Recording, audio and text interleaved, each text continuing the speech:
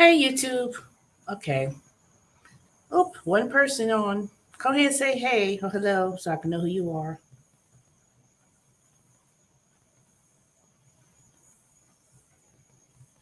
And hit the thumbs ups as you enter the room. I much appreciate it.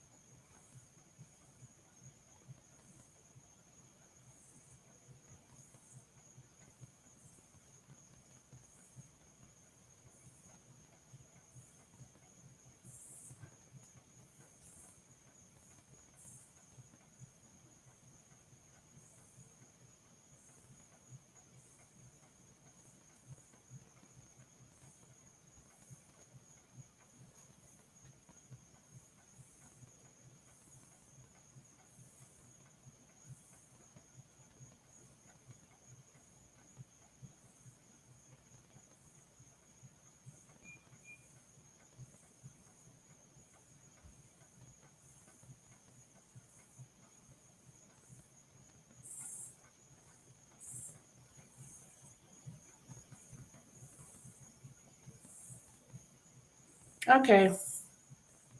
Go ahead, hit the thumbs up, y'all. And who's on? Who is here? Two of y'all here? All right, I'll wait a few more minutes. You know what? I need to figure out how I'm going to do some more video introductions and introduce rather than having this dead silence, I guess you could say.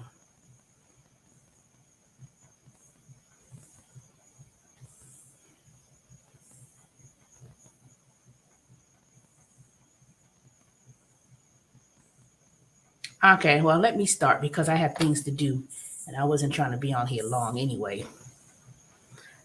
And so, anywho, as you can see from the title, will there be any layoffs and how is it going to affect the gig economy? So, anyway, so today in particular, I've been hearing watching all these videos or hearing these videos about there will be some major layoffs. At least 50% of companies will be laying off. Now, every time, now I know that's YouTube algorithm simply, use an algorithm based on what you watch. So I tend to watch a lot of videos lately on different YouTube creators speak, speaking about the economy and the recession and how it's gonna be this doom and gloom the about major layoffs and one person say something then everybody particularly in this segment who speaks about um, not so much the preppers but the ones who always want to report the doom and gloom of situations. And then there are some who want to make videos about budget. And now there's talks about, oh, there's a collapse, economic collapse in real estate. And even though people said that, well, a couple of months ago, even a month ago, people were speaking about we're not in a recession yet because a recession is when there's 2 quarters or consecutive quarters of economic downfall, basically in all sectors. Like, for instance, real estate, the stock market, rise of interest rates, inflation, um, job layoffs. But to be honest, y'all,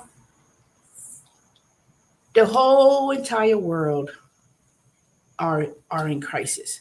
Just about several months ago, it was one person video. He was always speaking about The United States, even last year, you know, the United States, we're doomed.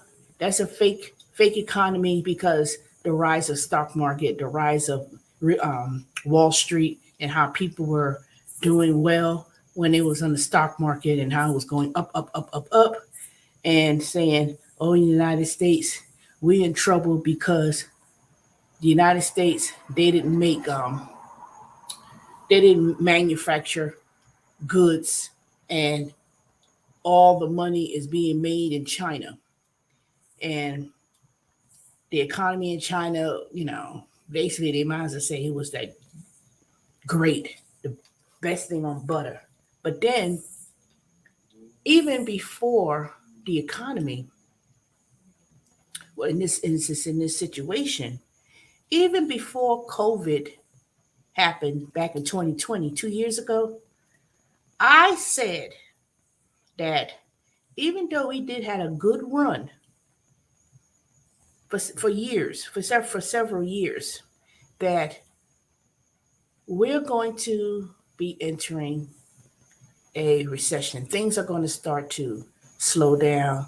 But when the um, COVID situation happened and everything got locked down, and they had all this stimmy money being given out to people, and everyone, the whole 9 yards, and it closed down worldwide with the shipping and and it basically exposed.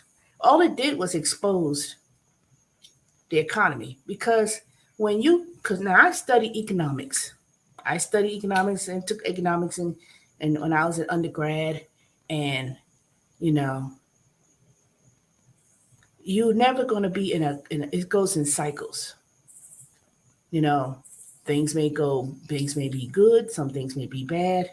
So back in 2008, 2009, when there was such a major economic crisis where um, people were losing money in their retirement fund and the values were going down, real estate was going down, and all the 9 yards. See, that's when I bought this house.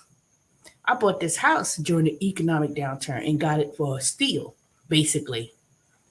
117. So even though I'm still have some reluctancy about this house because it's just, one, the size and everything else, but I always had it in my mind that this house would be turned into an investment.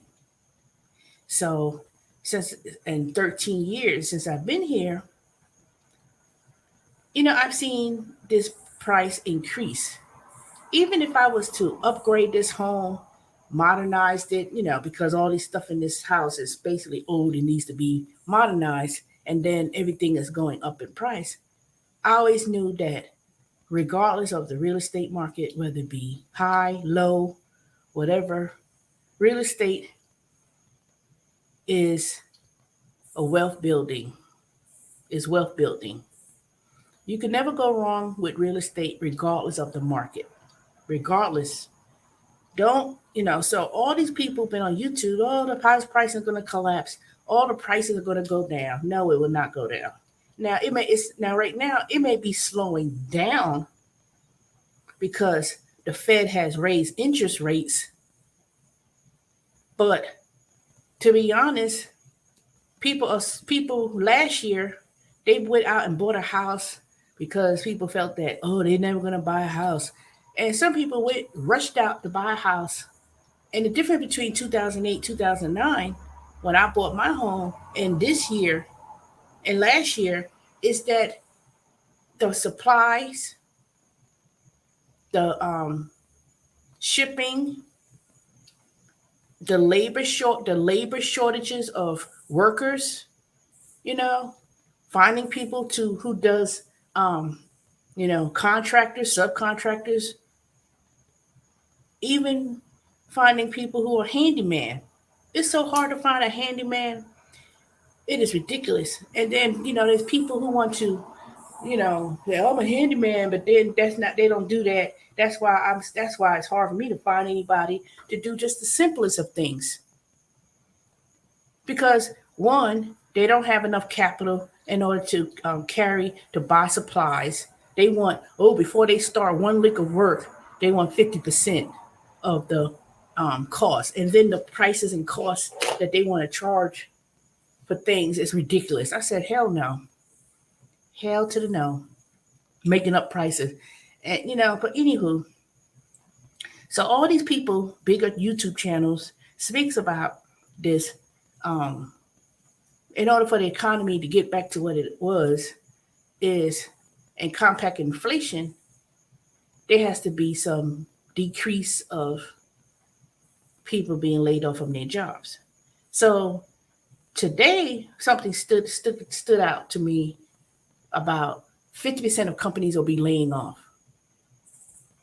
So they figured that if 50% of companies are laying off workers, and I'm not talking about these low end jobs, I'm speaking about on all different sectors, very good careers, engineering, certain aspects of engineering, sales, marketing, talent acquisitions, which is basically HR, um,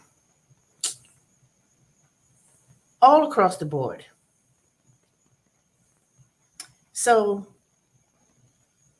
they're even going to a point of laying people off because the way how the economy is going, one part of it is prices are so high, so ridiculously high that people are not spending money like they used to. They're not going to go out and have this big splurge of spending. But the thing about it is the rate of unemployment is quite low. Now, some people say that, they're not counting the ones who stop looking for a job. They're not counting a whole segment of people who basically stop working and they just went and do gig work or whatever the case may be.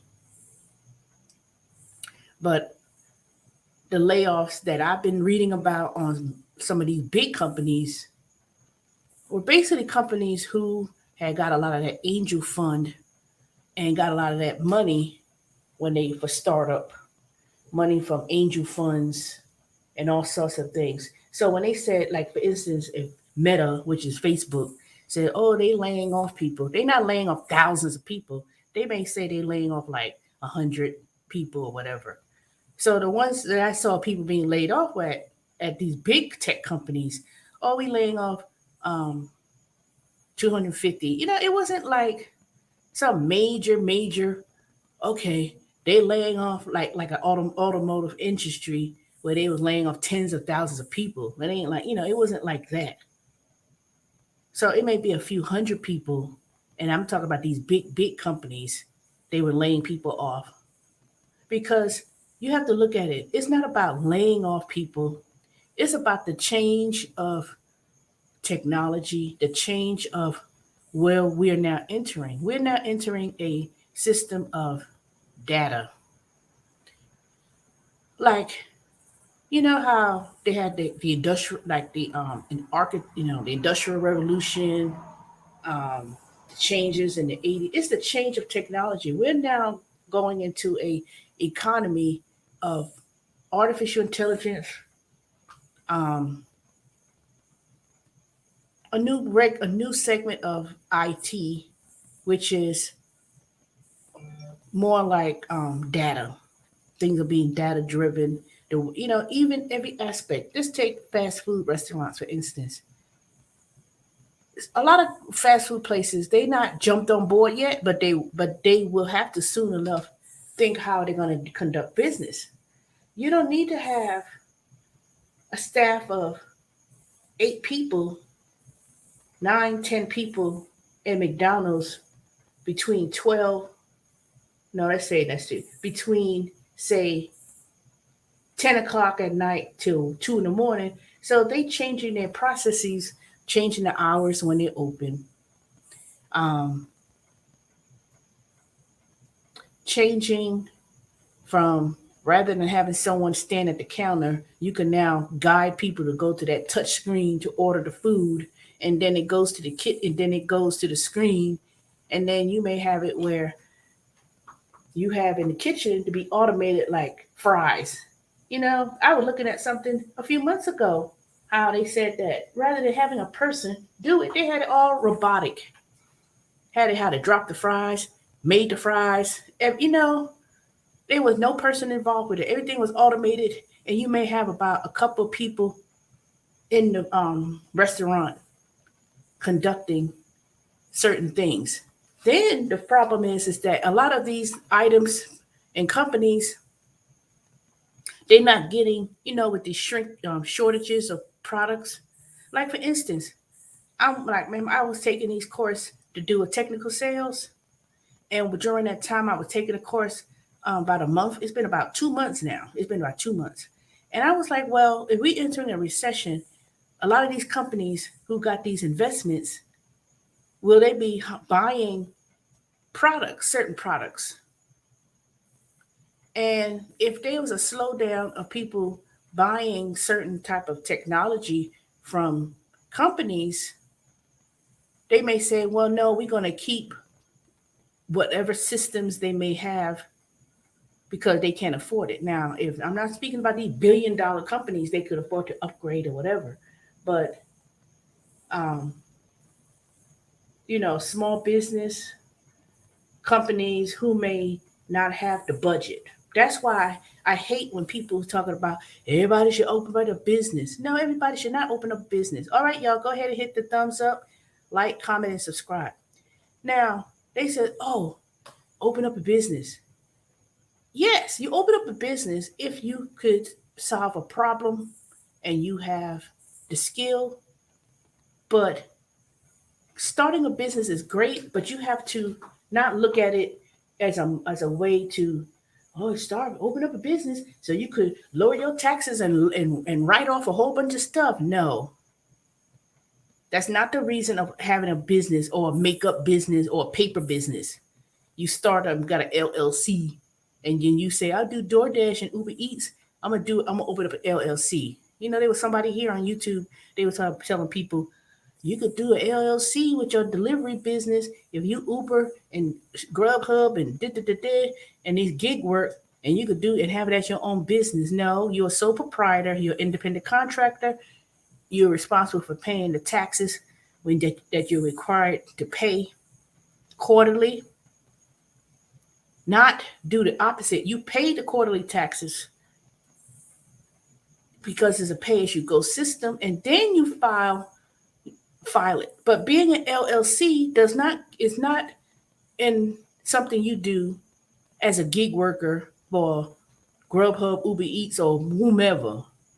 So please get rid of that myth, get rid of that incorrect advice, especially us, because this last past tax season, it was people who were doing a whole bunch of foolishness and end up um, they made money, and then when they had um, $12,000, $13,000, and this was writing things off that people were told they could do.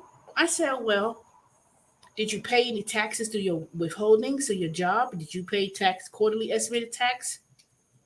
You know, but that's a whole new topic altogether. But the point being, the point being is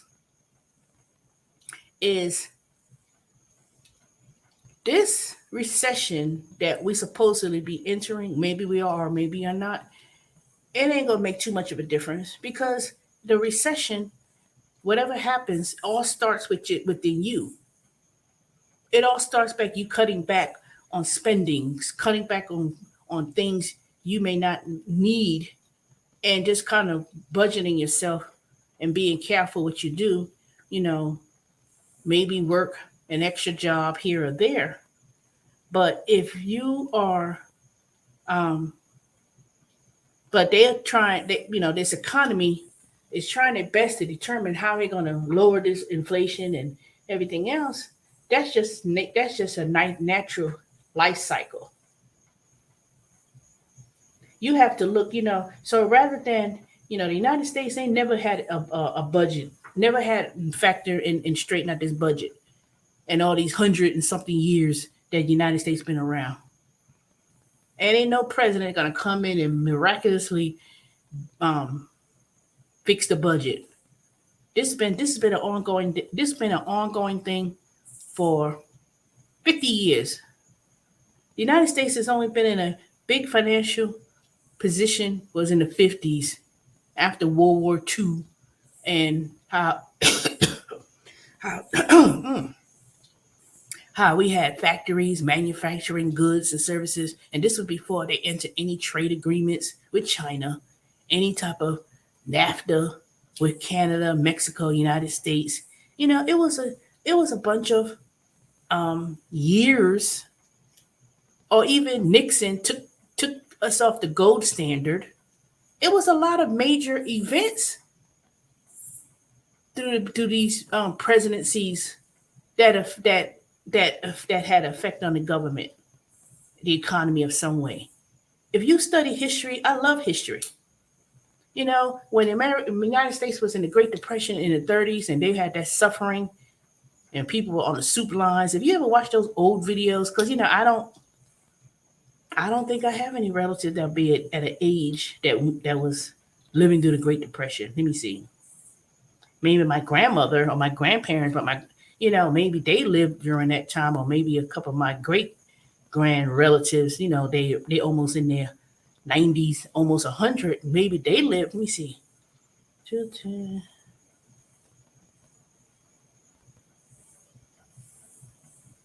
If I know anyone who lived in that, they are very elderly, and most of the time, people who lived during the depression, they were children. They probably says, "Well, they was a child." Yep, okay, yeah, they was children then, and a lot of people, they may not speak of that, but if they could live through the Great Depression, which I think is the worst.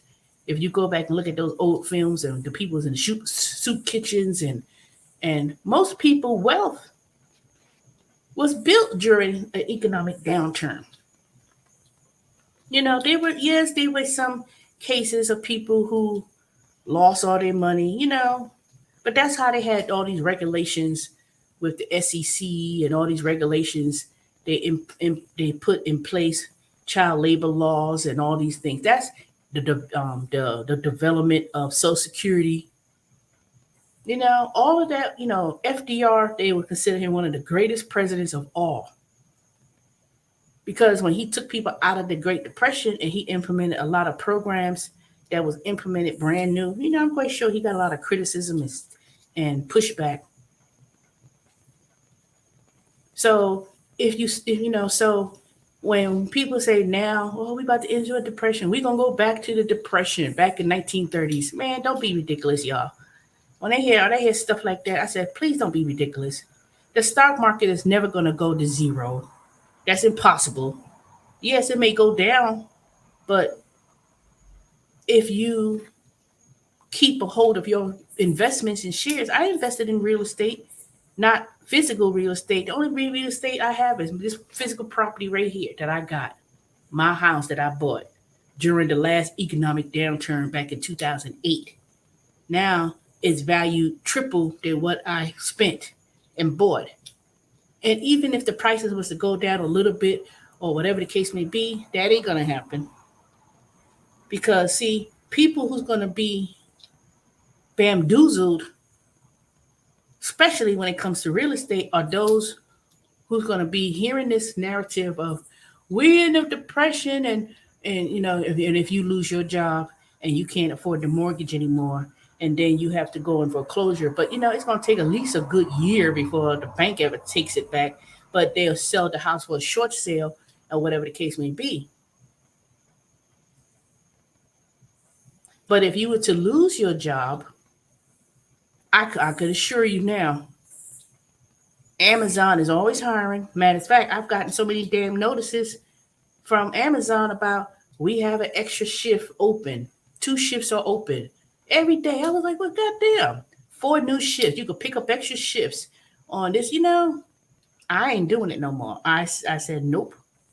I'm already working with TurboTax, and even though it's part time during the summer until October, and then I resume again when tax season comes around, and I'm still doing. I still have these gigs that I do, and that's what I'm going towards next about my what's going to happen to gig workers or people who do this as gig economy. It's going to be a very increase of people who are going to have to do gig work when they lose their job, or if they lose their job, or if there was a decrease in pay, or they need a little side hustle to make extra money because things are so high. When I was working back in 2016, after what happened to me, and after I had to settle down with my anger or whatever, I was doing. That's how I started doing the gig work. When I goodness, my foot. Back in 2016, with Uber Eats. Well, I did Uber, then I did Uber Eats, and then I started finding all these other gig work, along the way. And I had to do what I had to do. And I did those different gig work, all the different deliveries, Instacart, whatever, and it was pretty good back then. 5 years ago, let me see, 16, maybe 5 years ago, 4 or 5 years ago, especially when I first started, it was pretty good. It was pretty good. But I said that back then, I said, okay, we are in, when the economy was getting a decline and all these gig work jobs and all these companies started popping up, they made more money during that economic downturn, and they were paying pretty good because they didn't have, they just started out. A lot of companies, a lot of restaurants, small business restaurants, you know, that were in very good areas in Atlanta. I always like to go into Decatur, Alpharetta.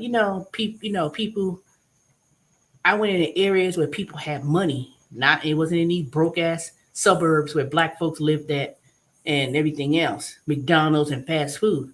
But when it was at these restaurants, you know, these expensive sushi places and expensive pizza parlors, and you know, and I was going to suburbs of areas where people medium income was $500,000 and up, and they had the money to disposable money to use the service because they were busy and they was tipping. It was good.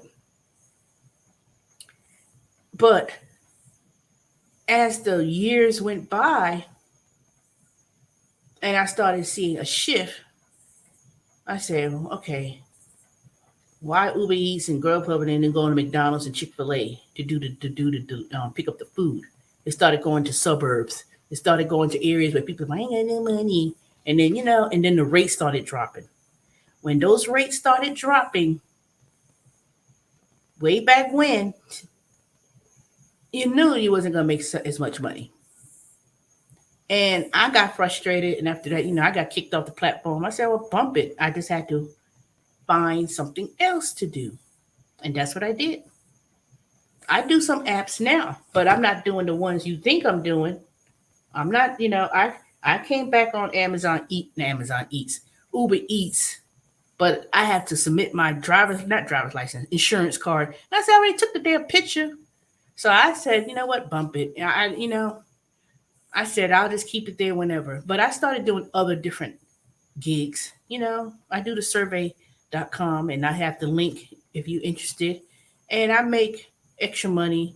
Now, I haven't done it every day because when I'm working from home with TurboTax, I make a pretty decent salary. Well, not salary, hourly wage.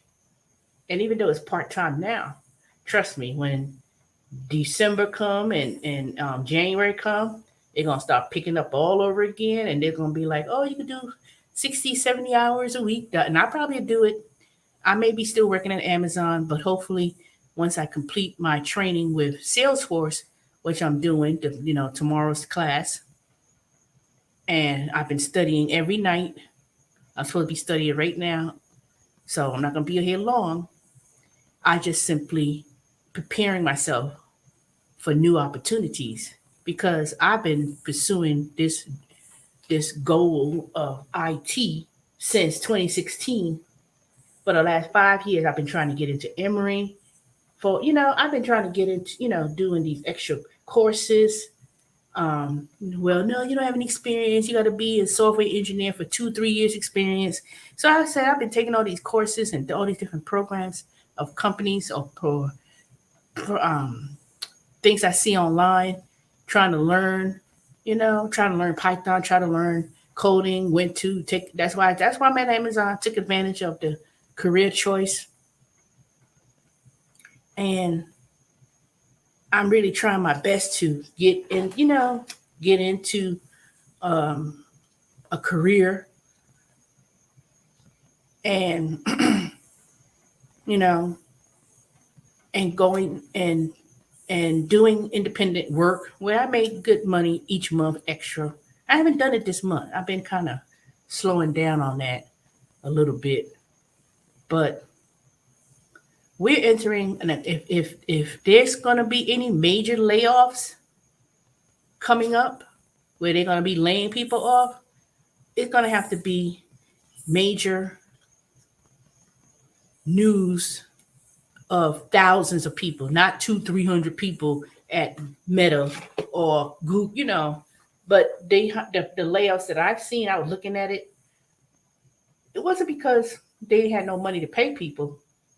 It's because, especially with technology, you have to always upgrade. You always have to step up your game as to what you're learning and learn this new skills. So when companies like Peloton, the bike, they was laying off 500, 600 people. See, they only had 500, 6. They only had about 500, 600 people anyway. They didn't have 10,000 people working for Peloton when they laid them off. They was a small company. They got all that angel fund money. They got all that money from different investors. And after 5, 6 years, these investors expect a return on the money that they invested, and therefore when it doesn't happen, and then when they stock, that's what it was. Their company stock is public. Their stock prices went down. They lost billions of dollars in the stock market because they went down. The valuation of these companies went down. Of course they're going to say, oh, they have the economist says, well, if unemployment increases, then it's going to bring the CPI down, and it's going to therefore bring the inflation down. Because inflation is only supposed to be about 1, 2, 3%, not 8.9, 8.5. Some people say it's higher than that. Whatever. I don't know. I'm not trying to go back and think, how do I calculate it? That was 30 years ago when I studied economics. So I remember just enough now. But in terms of me worrying about um, inflation and this is going high and this and that, the only way how you're going to bring anything down in price is you, me, anyone watching me, worry about doing your own budget. Don't be worrying about the budget of the United States, worrying about the budget of Greece, worrying about the budget in China. That's billions, trillions of things that you have to factor. Worry about your small little monthly budget of $2,000, $3,000 a month, 500 a month. And once you figure out your budget and straighten out your budget in your household, in your situation, cutting back on unnecessary stuff, cutting back on eating out, um, cutting back on whatever unnecessary spending. You know, if you drive your car, don't be saying, I ain't got, gas price so high. Price is always going to be high. You just, you're going to spend whatever. But you have to be mindful of what you do. I don't spend a lot of money in gas each month. But I was like, dang, I said, I don't really spend that much. I have my budget thing tracked. When I look at it, I was like, okay, I'm within budget of with how much I spend in gas. And I stop eating out as much, going to Culver's, going to Chick-fil-A. I stopped doing that on a regular. You know, I may go there. I still go there, but not like what I used to. And it says, "Oh, you went down on fast food price, or you went down on groceries by this much." And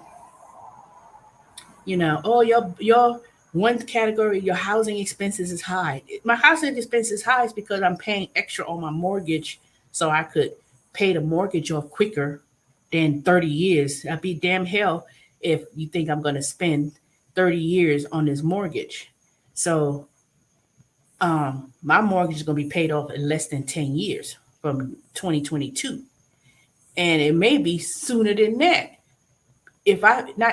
When I get a position making way more than I've been making for all my life, and I start getting in that high income of making 70,000 plus or more, I will be able to pay off my mortgage much quicker, unless I decide to rent this house, not do Section 8, but just rent it and move to South Carolina, because I told y'all it before I turn 60, which is going to be 6 more years as of November. I'll be 54 this year, so I have 6 more years. Then I'll be 60. Can you imagine?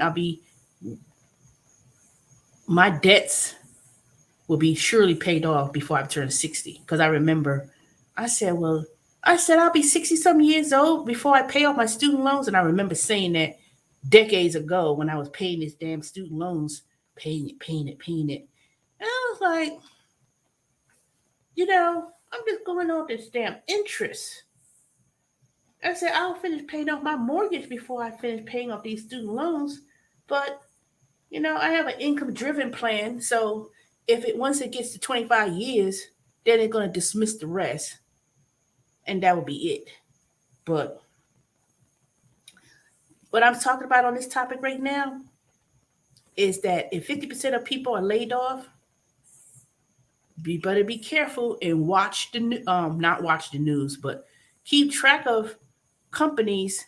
If they said, oh, they laying off 10,000 people, blah blah blah. The biggest company in the world is Walmart and Amazon.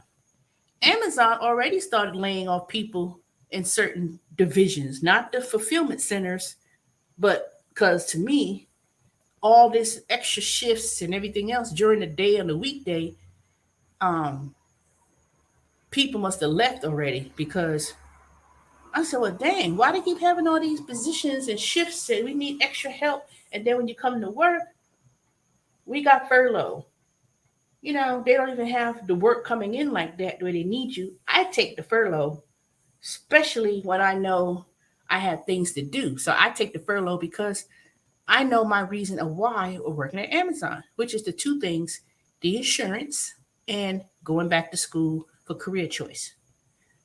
I do not rely on Amazon as my primary source of income to pay my bills. Because when I get my check every week, minus the taxes, minus the health insurance and the 401k and the other little things, my check is only, what was it? $480 something dollars. I said, what? Now I always knew that was the amount. When I didn't take furlough, I worked all my 3 days, my 12-hour days for 3 days a week. When I get my check on Friday, it is only about the high 480 something.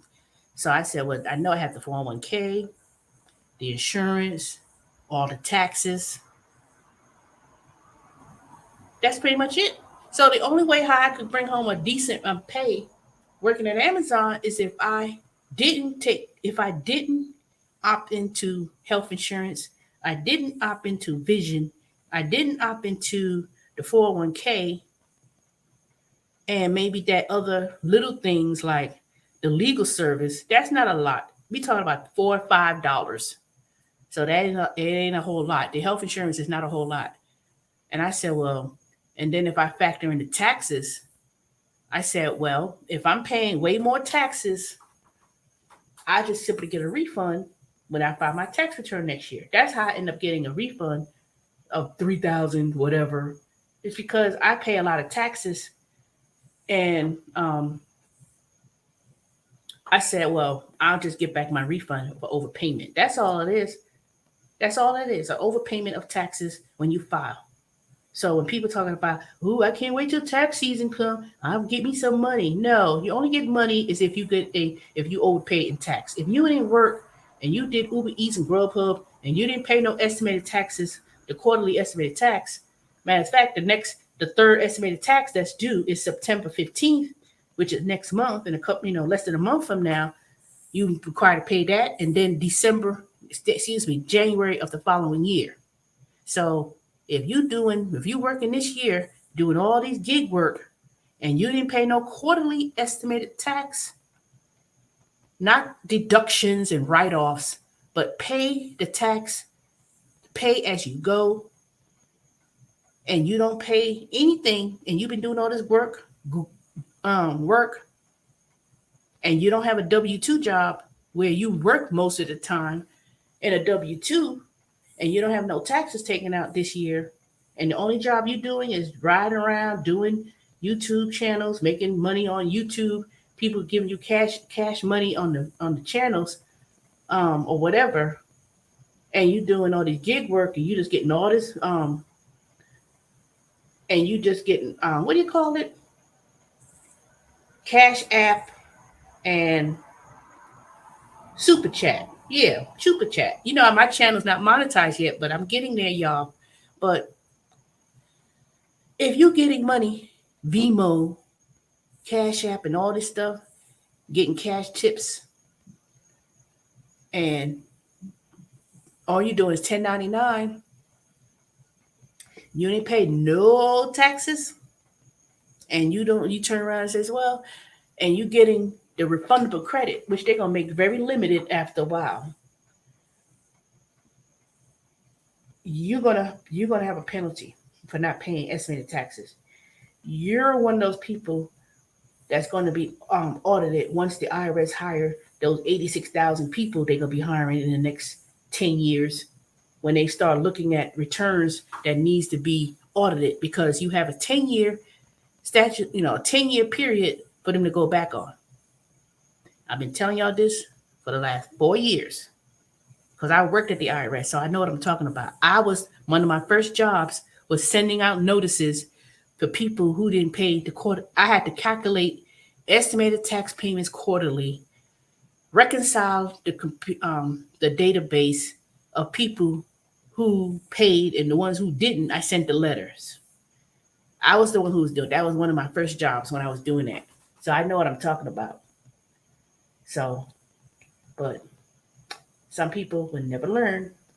And y'all think that 3 years ago, y'all was flashing that money on your screen. Oh, look what I made. I made $2,000 a week. And you think you heard nothing of it. You will hear something soon enough. Don't be surprised.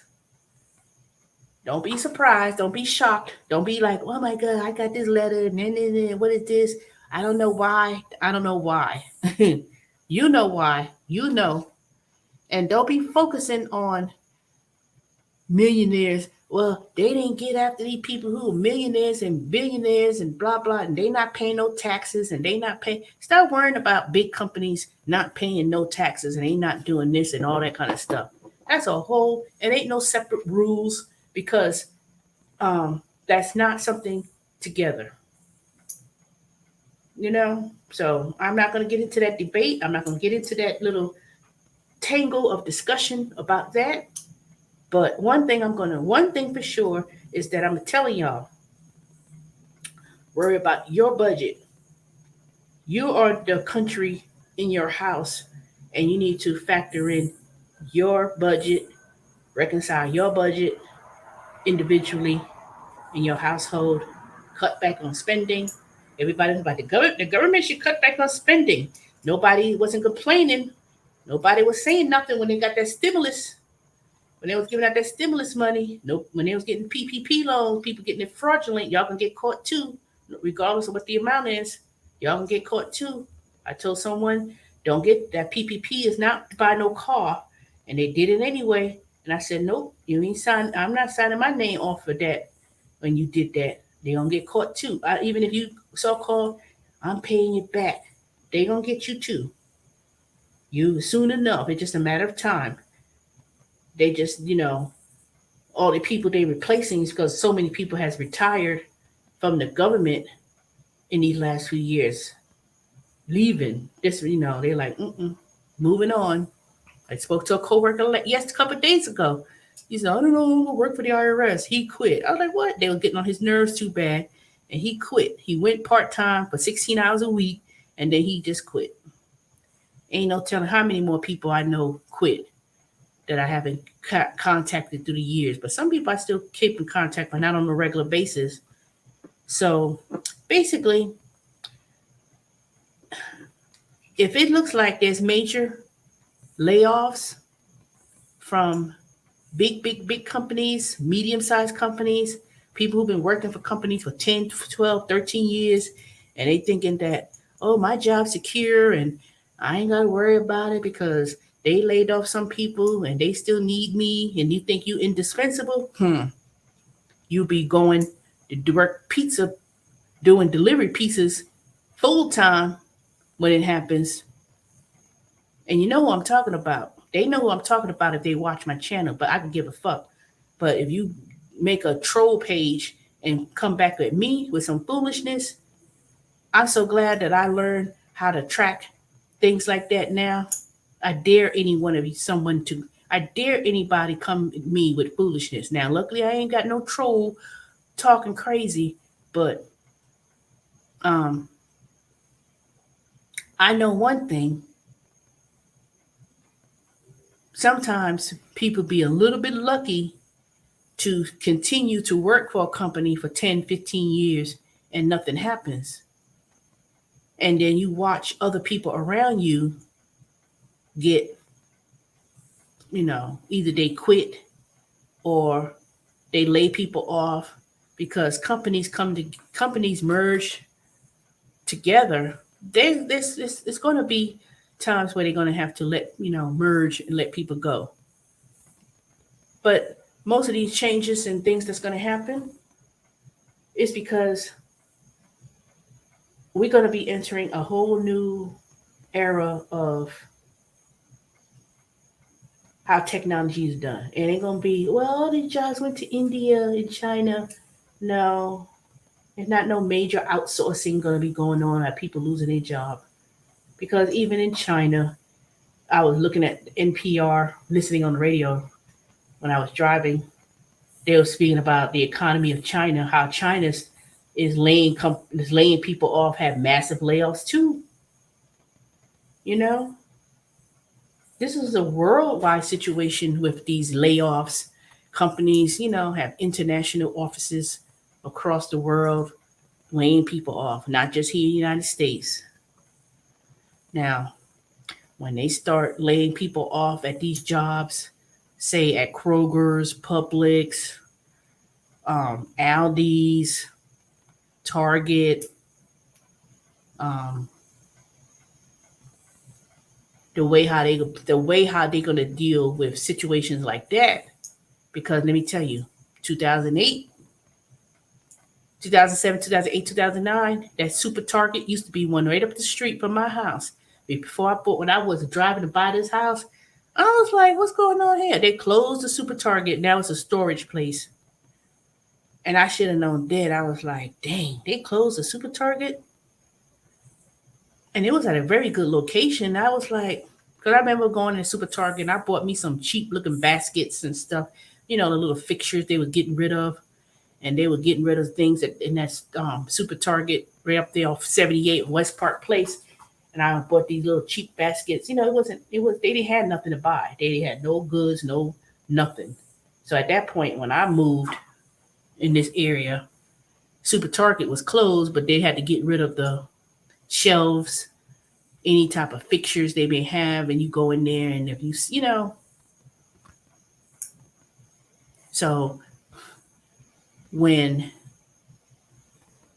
they start closing down stores, like in the neighborhoods, they start saying, oh, there's some empty shopping centers that I see around commercial place, commercial spaces. So when they start closing down shops and stores or whatever, that's gonna a lot of people lose jobs that way. A lot of stores when they upgrade and they start doing more automated things and not hiring as many people that they need, that's a way of laying people off. Because see, they're not gonna announce layoffs on every single place. They're gonna make announcements of layoffs at big companies. You know, that's the one. That's the thing. So all these companies, they felt that in order to um, compact inflation, people are not going to buy it anymore. You can't. It's not. It's not about buying things because items are not available. I'll be really concerned if I work at a supermarket, especially Kroger's, and depending on which one you work at. If you work at one that's kind of like in the hood kind of ways, they'll start you know it's only so many people they're gonna need. Yeah, people working at Walmart and they working at night, putting a lot of those shelves and putting a lot of those goods and working overnight. They're gonna need people in those type of positions, that hard laborish work, putting up stuff and things like that. They'll keep people and try to work through when Christmas come or right around December when they need people.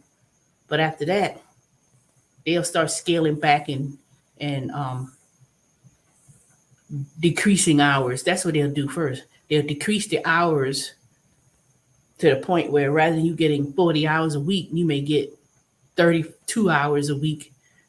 And there's, places will do things like that. Restaurants, fast food, you know, they don't pay a whole lot of money anyway, but they'll start decreasing your hours before anything. They'll decrease your hours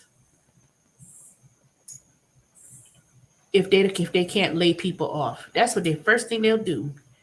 You get like 20, 25 hours a week. That's it. They were like, don't go over.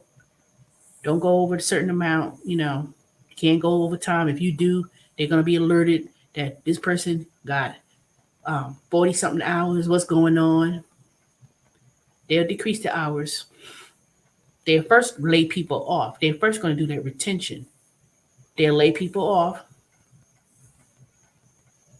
based on whatever reason, attendance, especially Amazon. Oh, you below zero unpaid time.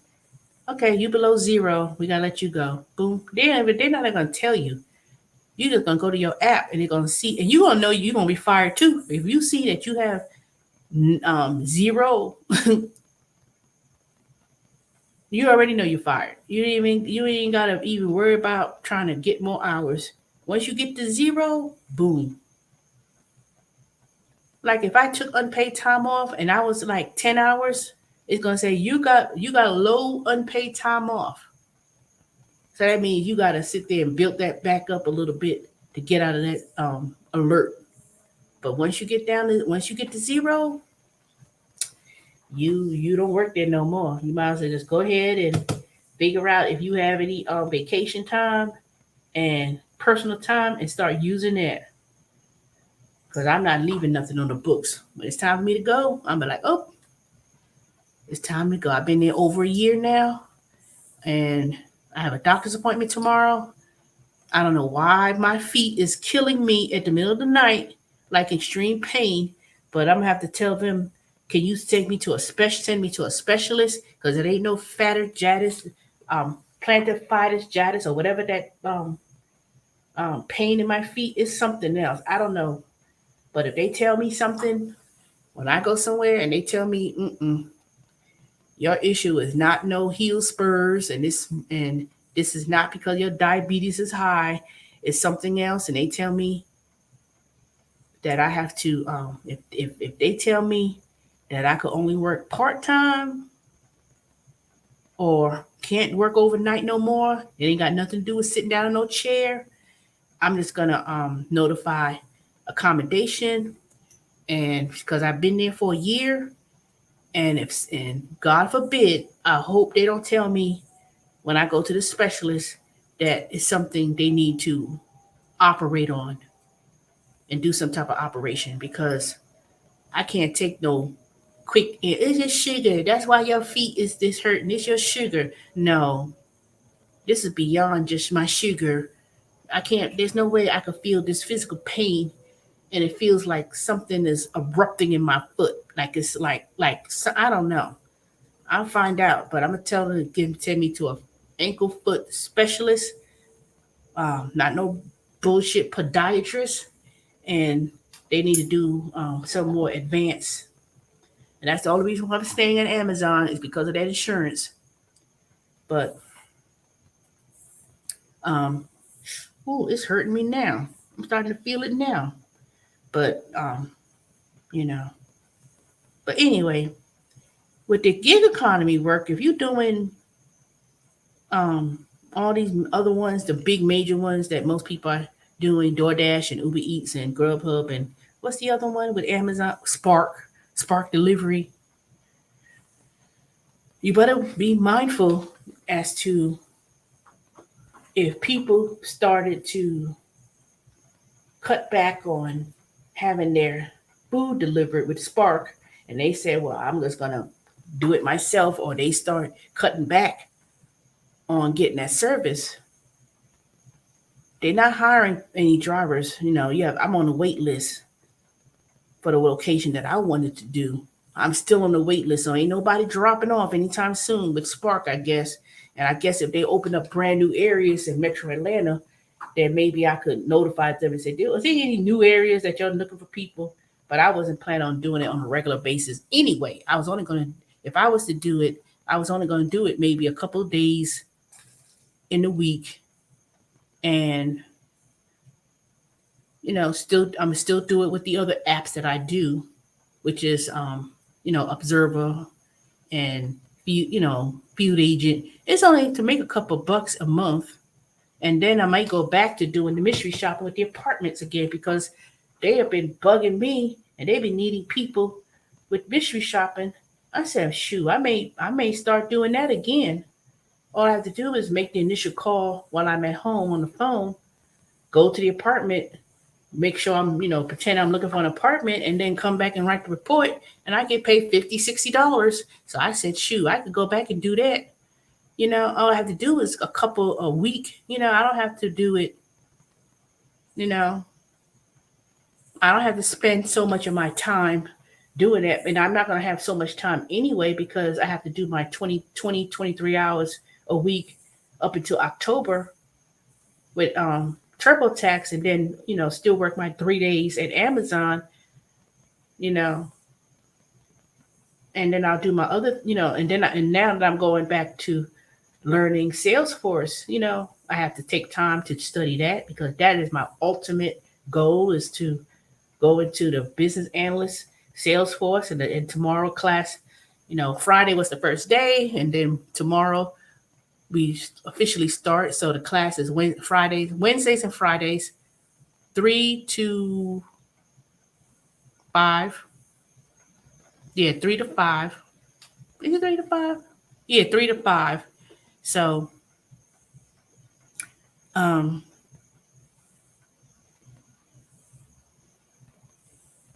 I like it. I like it. So I know that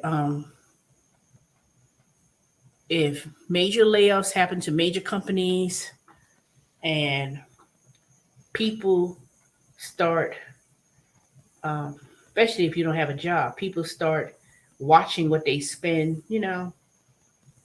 cutting back, it's going to affect the gig workers in terms of deliveries, you know, everybody complaining on YouTube about they don't get these $2, $3 DoorDash orders, and they didn't get no tip, and you can't have it your way. I don't want to stay close to home, and you live in the ghetto, or you live in a black neighborhood, and thinking you're gonna make a whole lot of money living in certain parts of Atlanta or wherever city you're from, and thinking that these people got disposable money to pay and give you a $5, $10 tip. You may be lucky to get it. That's why I never set my goal that I'm gonna get tips. I always said I'll get 60%. 60% of people I take deliveries from, at least they're gonna tip. I always expect who's gonna tip, who's not gonna tip. But I've never did these gig work back in the day, 5 years ago, 6 years ago. They were paying $2, $3. I never. They didn't have that. That did not exist. I was getting when I did DoorDash, I was getting $5 per delivery, and I stayed in the Buckhead area where they had. That's when they were starting out. I stayed in certain areas, and I stayed in the real good part of Decatur, the real good part of Midtown, Buckhead, and what was it? Then if I was doing other apps, I was staying in Swanee, the high country club areas of Buford, Swanee, where people had money, where those houses were subdivisions was $1 million and up. I stayed in those areas, and I stayed and focused on higher end neighborhoods where people had disposable income, and I ain't had to be going to apartments, walking up no stairs and all that stuff, and going there to um, cheap ass millennials, 20-something-year-old or whatever. I ain't got no money, ain't got no, and they didn't say they don't have any money. They just don't tip. You don't tip? Okay, come on down here and get this bag, because I'm not parking my car in unparking spots and fire hydrants and looking for you. No. I'm down here, da da da, kluk, hang up that phone real quick. And I said, I'm in a white Kia Optima. I'll be outside the car with the bag.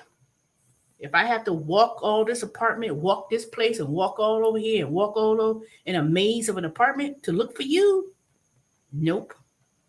Now I'll do it. I don't have no money. I didn't care for me, because as long as I was parking in a garage, and I had to worry about running back this, because I got my blinkers lights on and worried about getting towed. As long as I had secure parking and I could go and find it, I'd do it. I'll let you know I'm on my way, and then I'll send her a little text message. Thank you for ordering, blah blah blah. Um, you will please leave the tip after the delivery, or I would say thank you for the tip. I would thank them for a tip, even if they didn't give it to me in cash. I said, okay, thank you for the tip.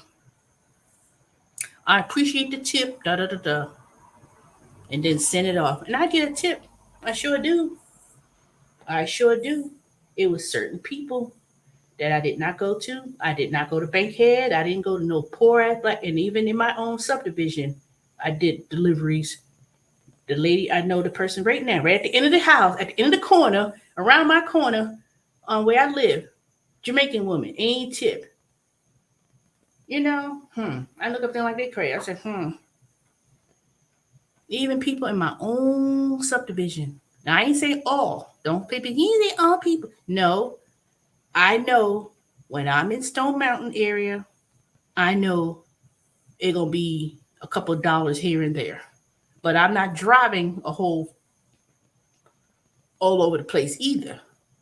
So I already know. But see, the payout was pretty good back in the day. But I don't know now. If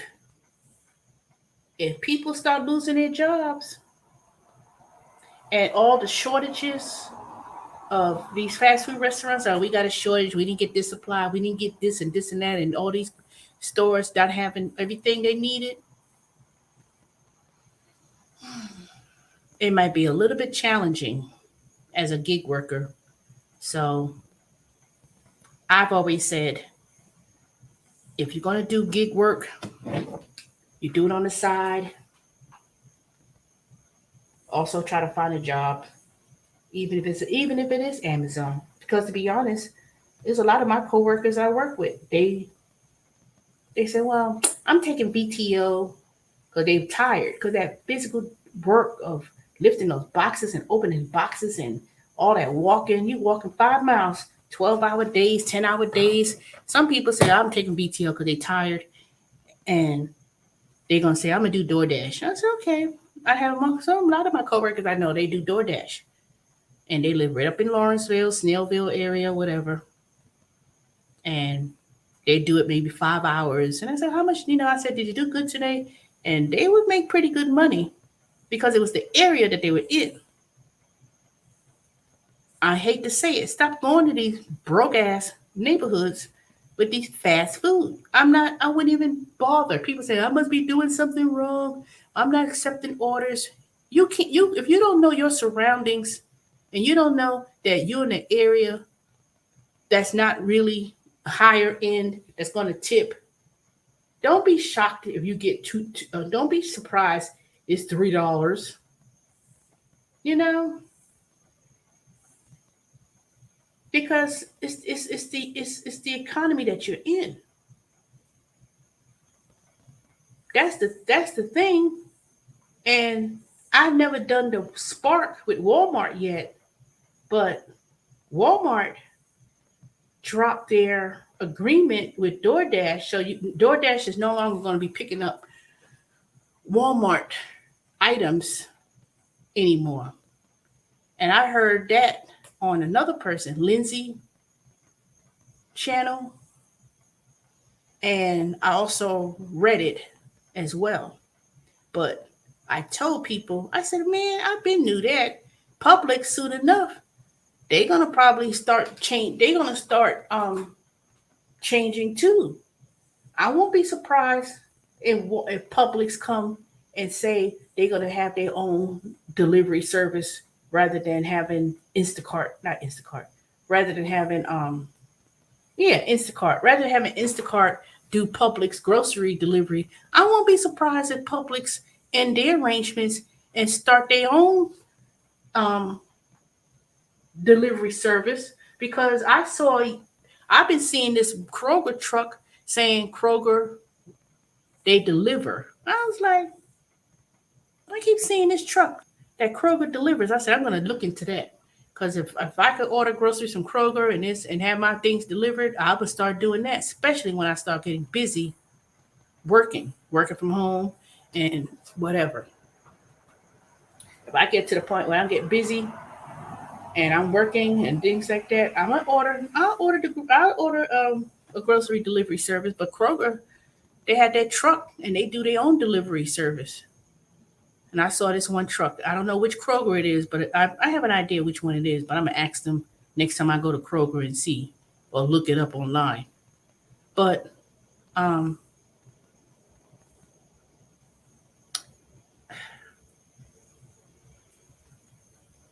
you have to keep doing other things. You have to continue to keep doing other things, especially as this recession keeps going or whatever the case may be, and if it's these major layoffs, they're hoping that these major layoffs, 50% of companies are going to do it. They thinking that's going to spark a decline in the recession. So it's going to be a rough ride for a while. I can tell you that. But the way to compact this is really your own budget. It's really your own how you handle things. Don't listen to people with this doom and gloom and everything else, because this recession or this economy we're entering is going to create a lot of people of making money and wealth. You know, the housing market is not going to crash and price is not going to just drop 50%. Price of 50 is going to drop 50%. That ain't gonna happen. These prices are still going to be high. It's just slowing down. That's the thing. It ain't price dropping. People are not, around this time of the year after the summer, it's always been a lot of people don't look for houses after the summer and before school starts. A lot of people looking for homes to buy a house right around the summer. They're not buying no house in the fall, in the winter. It starts to slow down. But that doesn't mean that's a housing crisis. The only housing crisis there is that people who messed up on getting um who've been evicted, they didn't pay nobody's rent and got evicted and got bulldozed out the apartments they lived in, or the apartment they lived in being torn down because they didn't want to build up some higher end housing. Those are the ones that's where real estate bust is. People walking around here and the rent is high. The rent ain't gonna drop, y'all. You're not gonna find no rent that's gonna be cheap. And for those who living with people, going house to house, couch to couch, whatever, you say, I want to buy a house, sound like a damn fucking idiot. Or I want to buy a truck. That's a, you know, just dumb. I want to buy a house. Well, I don't want a house. I want a town. I'm not really going to get a house. I said real estate, whatever. Whether it's a house, a barn, a shed, whatever. If you don't get your finances in order, and you don't, have your things in order, don't rush to buy no house. Don't rush. Only thing I regret is that I didn't buy this. This house is bigger than what I needed, but it wasn't my intentions to live here the way I'm living by myself. So eventually, like I said, I will be moving back to South Carolina, and this house will be a rental property, unless I decide to say, you know what, I don't want to deal with the rental. But I have my plan. I'm gonna when this house gets upgraded, majorly upgraded, um, I'll look for a property manager and pay the property manager monthly. Let them go and do the screening of applicants. I'm not doing no Section 8. And I will rent it. And that's it. And then I'll live in South Carolina, whatever, because Atlanta's gotten a little bit too rough, too dangerous. I've lived here since 1996, so I'm kind of tired of living here. So it's time for me to move someplace more comfortable. And since my family has land, my mother, they had real estate, I don't need to buy another house in South Carolina. I'm not going to buy another house. I don't think I'm going to do that. Because I'm probably already going to inherit one anyway. And even if my mother decides to sell that second house and move into a townhome or whatever she decides to do, I don't know. But in these next few years, my thing is I'm going to continue to invest with my investments, not just the 401k, because I have a 401k with TurboTax and I have a 401k with Amazon, and pursue the skills that I need as I enter a new economy. And that's it. Focus on your budget, not the budget of the United States, not the budget in all these foreign countries and everything else. The $1 trillion deficit in the United States, that's going to be forever. You're going to pay taxes. We all going to pay taxes, but focus on whatever your deficit is, whatever your budget is. Try to pay down debts, try to pay down credit cards, try to cut back on things. That's what you do. That's what's going to make you that you're going to handle. That's how you're going to go through this recession. Not waiting and not listening to people on YouTube who makes videos of doom and gloom and everything else. You can't listen to all that. Don't listen to the noise. But take whatever. What's someone I heard they say yesterday?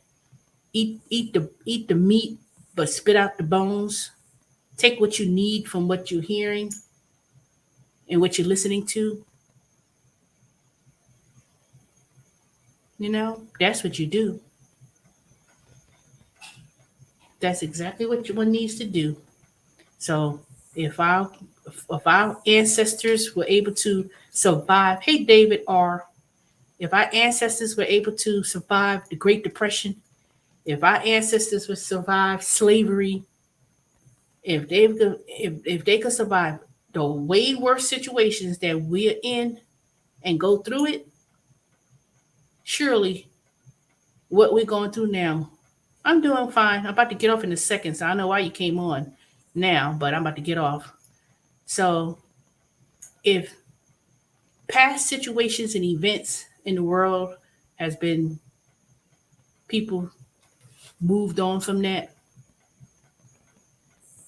was able to go forward, because there's been pandemics, there's been diseases, there's been a whole lot of things that have been going through in the world. That ain't new. Coronavirus ain't new. Monkeypox ain't new. Okay. So all those things that happen in the world, the recession, the stock market crash, you know, high unemployment, Reaganomics, all those things during the 80s, during the 90s, when they had these economic, during the 70s, you know, I'm quite sure when I was a little girl during the 70s, when they had all that issues in the 70s and the economy it was, I can't say I remember what happened. And nothing unusual stood out as a child. I'm quite sure my parents did the best they could.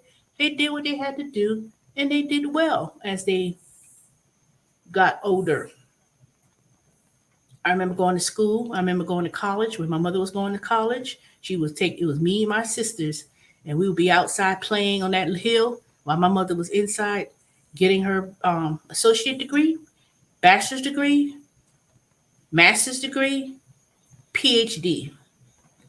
I remember I experienced all my life my mother's journey of where she went from to where she is and doing quite well. But it was a struggle. I'm quite sure it was a struggle. You know, I'm quite sure my grandparents and the things they gone through, it was a struggle. But they managed, they moved forward, they end up, with the help of God and the grace of God and the determination and factors of doing what you have to do. People did what they had to do. They all worked. My uncles and aunts and stuff. They all was in the field to work, so they had enough money for my aunt Shirley to go to college. They said, "Oh, we need to go pay." They had no student loans. There were no such thing as student loans and debt.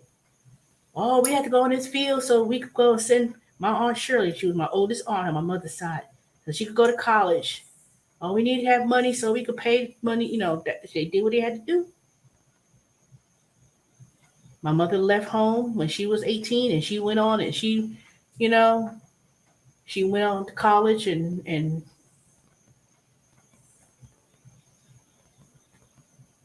I have uncles and aunts. They went to trade school. They did whatever they had to do.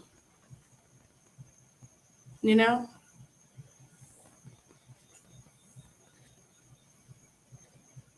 and nothing's gonna stop in this world. I'm not gonna be going back and forth with this. Oh, we need Trump and I don't care. Whoever's the governor of Georgia is, whoever the president is, whatever. Factor in your own situation.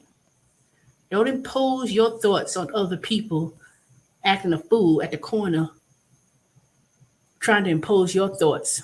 Whether you agree with someone or not, you have to concentrate what's within your own household.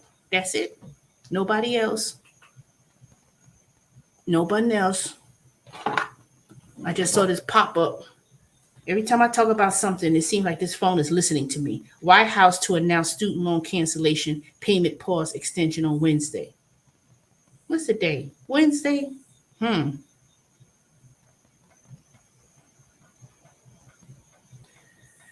We'll see what happens, y'all, with that one.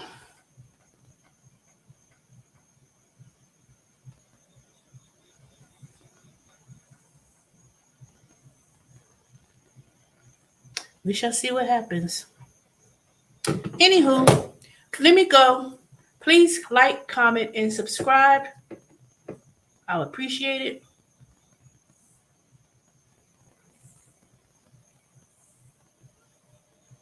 And I don't know if I'll be on tomorrow. Tomorrow's Wednesday. I may be on tomorrow evening after my Salesforce course is over, and I'll tell y'all more about it and probably do a short video or make a video about um, job opportunities. I'm still accepting emails. If anyone's interested in working a TurboTax next year, you don't have to do taxes. You could be a welcome screener, basically. You make your own schedule and you could work minimum of 20 hours a week or whatever, but don't wait at the last minute. So you could work from home. They'll send you the laptop. No, I ain't doing those infomercials. I ain't heard from whatever company we was working with.